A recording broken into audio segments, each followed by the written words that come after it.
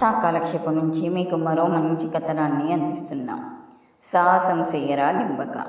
ఎంటి ఓడిలా సాహసం చేసినోడికే రాజ్యము రాకుమారి దక్కుతాయి రోయ్. మిత్రులకి ఫోజు కొడుతూ అన్నాను. ఇది పాతాళ భైరవి కాలం కాదురా రాముడు, బాహుబలి కాలం నవ్వాడు రాంపండు. అప్పుడు ఇప్పుడు ఎప్పుడైనా సరేరా, ఉక్కు గుండె ఉన్నోడే దేనినైనా సరే తుక్కు తుక్కు చేసేసి జెండా ఎగరేస్తాడు. మన చుక్కారావుడి మాటలు కోటలు దాటేస్తున్నాయి రోయ్, బిగ్గరగా అన్నాడు మల్లిగాడు నవ్వుతూనే. నా ఒళ్ళు మండిపోయింది. విసురుగా ఏదో అందామనుకుంటే సన్యాసిరావు పరిగెత్తుకుంటూ వచ్చాడు. రాజుగారమ్మాయి స్వయంవరంరా ఒగరస్తూ చెప్పాడు. ఏ రాజుగారమ్మాయిరా రాంపండు అడిగాడు. మన రామచంద్రాపురం పులిరాజుగారమ్మాయి. రాజమండ్రిలో ఉంటున్నారు కదా, ఆయనకి ఒక్కతే కూతురు, బంగారు బొమ్మే. సినిమా స్టార్లు దిగదుడిపే అనుకో. ఏం పరీక్ష పెడతాన్నారా అడిగాను. తెలుదు గాని పులిరాజుగారు చిన్నప్పుడు పులిని ఏటాడారు కదా, అందుకని అడవిలోకి వెళ్ళి పులిని ఏటాడమంటారేమోరా. అడవులు లేవు పులులు లేవు గాని చేతులు వదిలేసి మోటార్ సైకిల్ నడపమనొచ్చు మల్లిగాడు చెప్పాడు. ఏదైనా సరే మనోడు ఎడమ చేత్తో చేసేస్తాడు. పులిరాజుగారి అమ్మాయిని పెళ్లాడేస్తాడు. ఎంటి ఓడు తోటరాముడైతే మనోడు చుక్కారాముడు. ఏరా. రాంపండు మాటలకి వాళ్ళ నవ్వులకి పౌరుషం వచ్చేసింది. ఓ చూపు చూస్తాను. నా వంక ఎగాదిగా చూశారు. పెద్ద చదువులు లేవు, బోల్డు మందొత్తారా, నువ్వేమో 10th క్లాస్ ఓడివి అని రాంపండు అంటే, ఆడికేంట్రా 25 ఎకరాల కొబ్బరి తోట మాగాని ఉన్నాయి, ఎవరైనా కళ్ళు మూసుకొని పిల్లని ఇచ్చేస్తారు అన్నాడు మల్లిగాడు. అలా ఇవ్వరు, ఏదో సాహసం చెయ్యాల్సిందే అడ్డొచ్చాడు సన్యాసిరావు.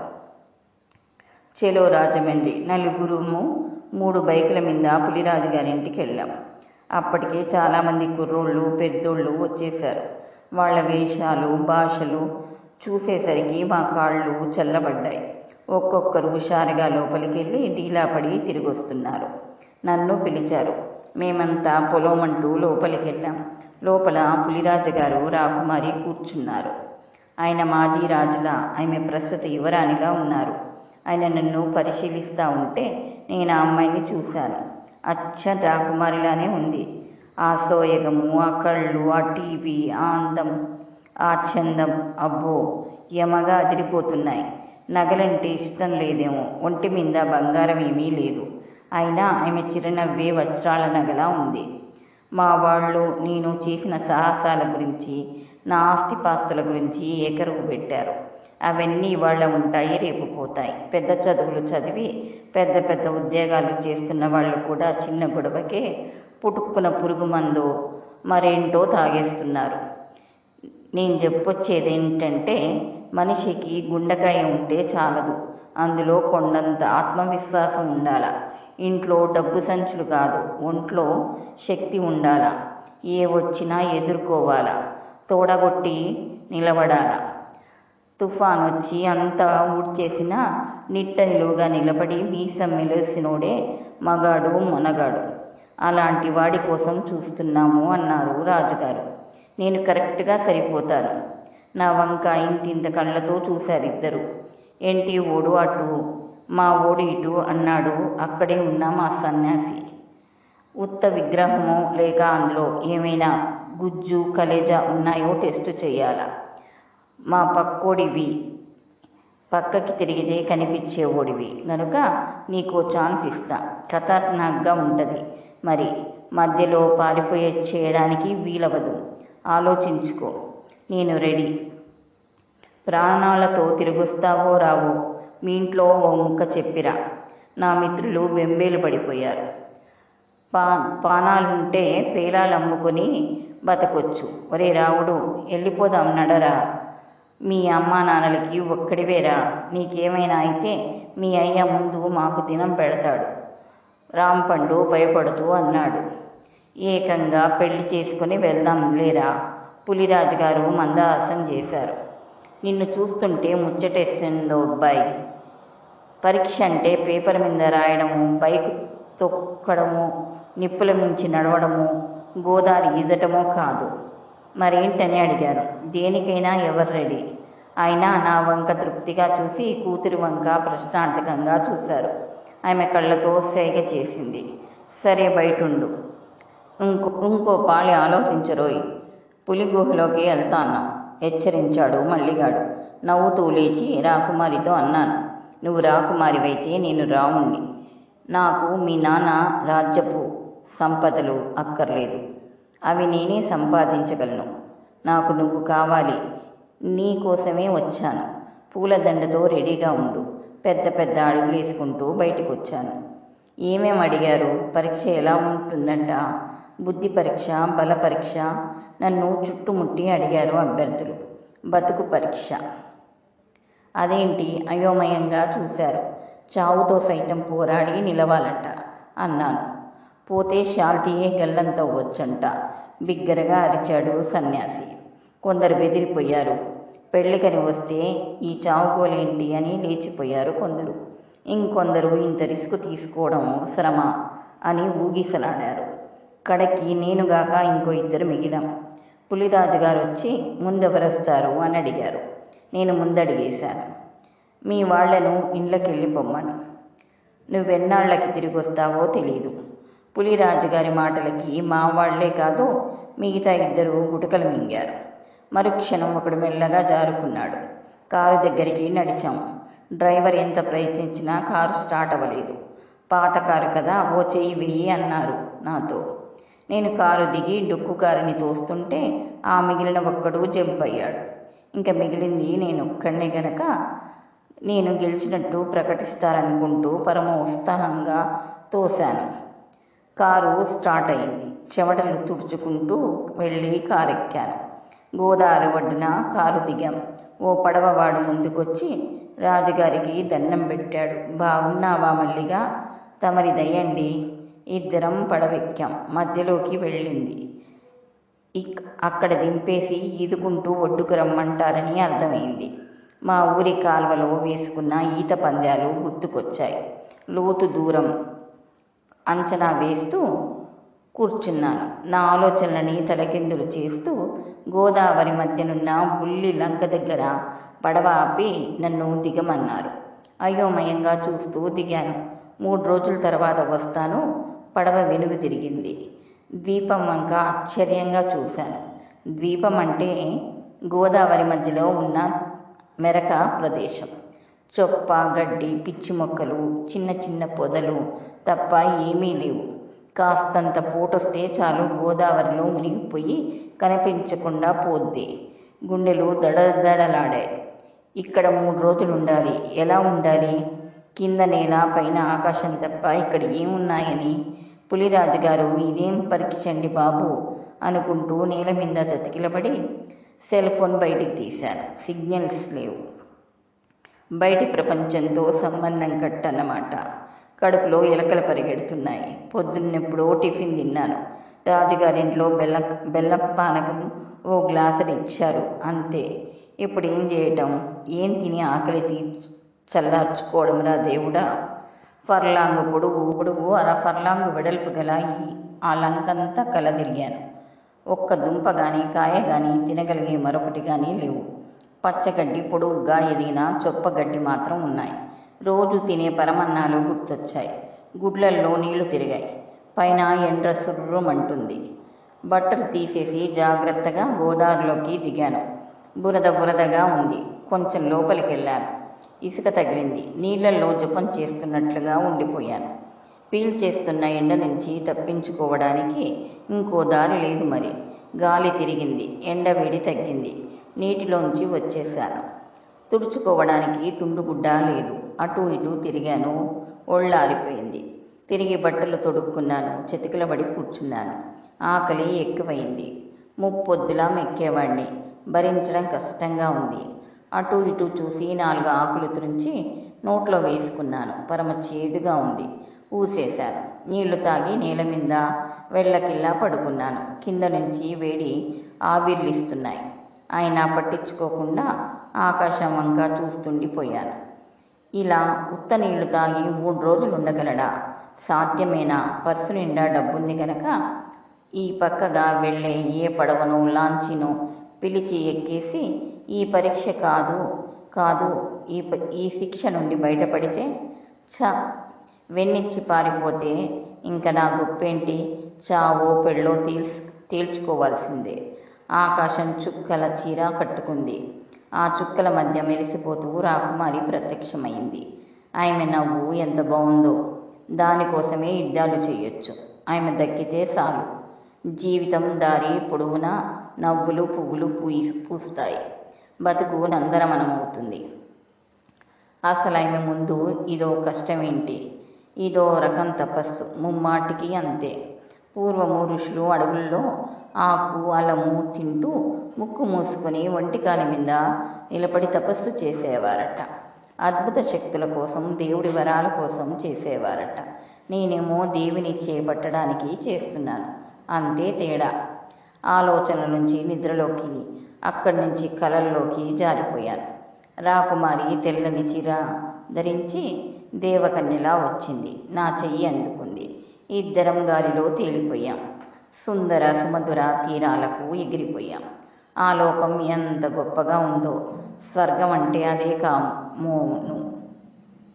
ఎవరో సూదులతో గుచ్చుతున్నట్లు అనిపించి చటుక్కున లేచాను. పొద్దెక్కుతుంది. నేనెక్కడున్నది వెంటనే అర్థం కాలేదు. తర్వాత నిట్టూర్చాను. మెల్లగా లేచి ఇసుకతో పళ్ళు తోమి ముఖం కడుక్కొని దోసెడు నీళ్లు తాగాను. అవే కాఫీ నీళ్ళు అనుకున్నాను. ఏం చేయాలో తోచక సెల తీశాను. ఇంకా కోమాలోనే ఉంది అది. లేచి అటూ ఇటూ పచ్చర్లు చేశాను. అంగుళం అంగుళం పరికించి చూశాను. నత్తగుల్లలు, ఆల్చిప్పలు, అగ్గిపుల్లలు, సిగరెట్ పీకలు, చిప్స్ కవర్లు, కాగితాలు, కొట్టుకొచ్చిన కొబ్బరి ఆకులు, మట్టలు, పనికిరాని చెత్త చెదారం. ఆకలి పేగుల్ని కొరికేస్తుంది. ఏదైనా పనిలో పడితే ఆకలి మర్చిపోవచ్చు. చెయ్యడానికి పని కల్పించలేదు. నదిలో ఈత కొట్టాను. నాతో చేపలు సయ్యాటలాడాయి. వాటిని పట్టుకోవడానికి గ్యాలం ఉంటే బావుండేది. కాల్చుకుని తిని ఆకలి తీర్చుకునేవాణ్ణి. బుర్రలో ఓ ఆలోచన మెరిసింది. ఒడ్డుకెక్కి చక్కని కర్రముక్క వెతికి పట్టాను.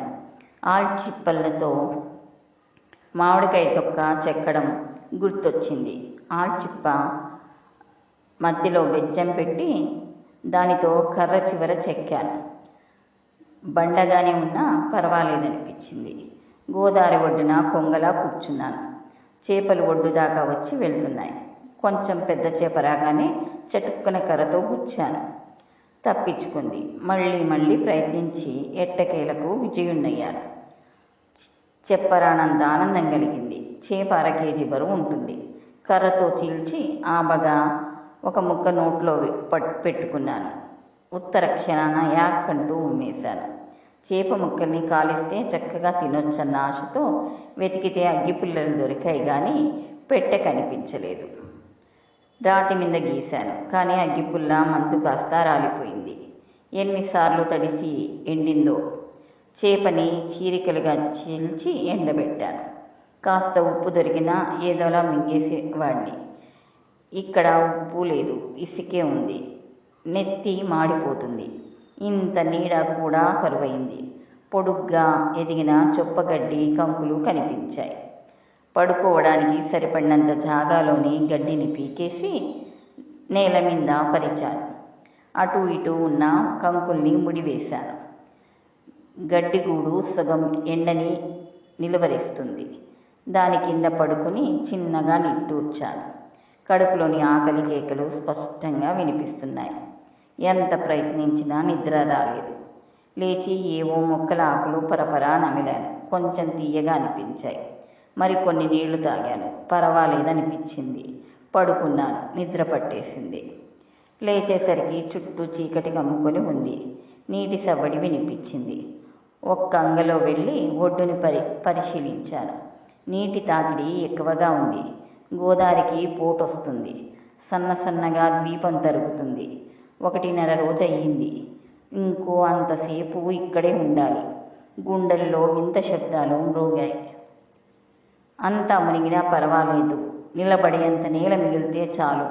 ఏదో తెలియని మొండి ధైర్యం చెప్పింది. ధీమాగా పడుకున్నాను. నిద్ర రావట్లేదు. నాకొచ్చిన పాటలు పద్యాలు పాడుకుంటూ లంకలో కల తిరిగి తిరిగి అలసిపోయాను. మళ్ళీ మళ్ళీ నీళ్లు త్రాగాను. కడుపులో దేవుతుంది. ఆకలు పిచ్చి ఆకుల ప్రభావమో తెలియట్లేదు. ఏమైనా సరే, నాకేమైనా సరే భరించి నిలవాలి. రాకుమారి నా కోసం దివి నుంచి భువికి దిగి వచ్చిన అతిలోక సుందరిగా ఊహించుకుంటూ ఊహల ఉయ్యాలూగాను. మనసు నిండా ఆనందపు పరిమళం అలుముకుంది. ఎప్పుడు నిద్రపోయానో నాకే తెలీదు. తెల్లారి వారింది. చాలా నీరసంగా ఉంది. ఆకలి దంచేస్తుంది. చేపని పరిశీలించాను. బాగానే ఎండింది. కొంచెం కొరికాను. రుచిగానే అనిపించింది. బాగా తినేశాను. అమ్మయ్య, పర్లేదు. ఆకలి భయం పోయింది. రెట్టించిన ఉత్సాహంతో మళ్ళీ కర్ర తీసుకుని చేపల వేటలో పడ్డాను. ఒడుపు తెలిసిందేమో 3 చేపల్ని తేలిగ్గా పట్టేశాను. చీల్చి ఎండబెట్టాను. కడుపులో వికారంగా ఉంది. వాంతి వచ్చేలా ఉంది. 4 ఆకులు నమిలాను. అప్పటికిగానే కుదుట పడలేదు. రెండో రోజు గడిచిపోయినట్టే. రేపు మధ్యాహ్నానికల్లా పులిరాజు గారు వచ్చేస్తారు.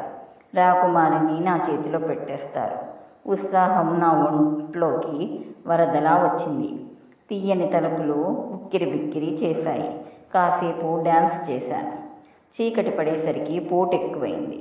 సగం దీవిని ముంచేసింది. ఈ రాత్రికి ఆ మిగిలిన ముక్కని మింగేస్తే అరే ఇవాళ పున్నమి, సముద్రానికి పోటొస్తుంది. గోదావరికి వస్తే గుండెలు గుబగుబలాడాయి.